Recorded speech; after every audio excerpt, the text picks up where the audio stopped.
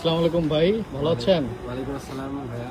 ভাই আপনি নতুন কোনো এক ফার্মাসিউটিক্যালস কোম্পানিতে যোগ দিয়েছেন, আপনার অনুভূতি কি? আপনি কি আগে কোনো কোম্পানিতে ছিলেন? না ভাই, এটা আমার ফার্স্ট জব। একটু জোরে।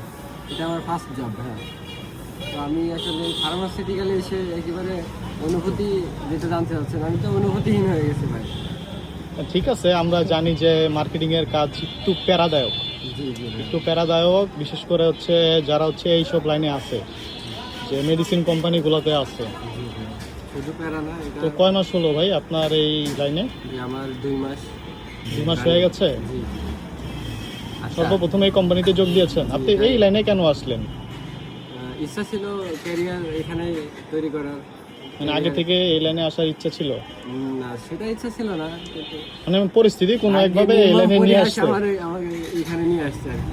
আচ্ছা, তো আপনি জয়েন করার পরে কি খুশি ছিলেন? খুশি ছিলাম ভাই, অনুভূতি কিন্তু তখন কেমন ছিল? সেই বলেন ভাই, লজ্জার কিছু নাই। তখন তো অবশ্যই অনুভূতি ভালো ছিল। অনুভূতি ভালো আর ছিল, এখন কিন্তু আস্তে আস্তে আস্তে আস্তে অনুভূতি মানে একদম চরম পর্যায়ে চলে গেছে ভাই। মানে এটাই স্বাভাবিক ভাই, কারণ হচ্ছে এখন ব্যবসা বাণিজ্যের অবস্থা খুব ডাউন। মার্কেটে হচ্ছে যদি সেল না হয়, আমরা কিভাবে আপনাদের অর্ডার দেবো এটা বলেন, ঠিক না? জি, সেই জন্য আমাদের সেলসটা বাড়াইতে হবে, আমাদের প্রেসক্রিপশন বাড়াইতে হবে।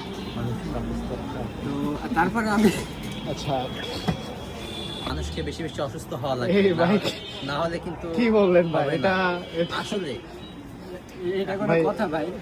মানুষ তো সুস্থ থাকবে, আর সুস্থ থাকার জন্য মেডিসিন নেবে, আপনি অসুস্থ হওয়ার জন্য বলবেন?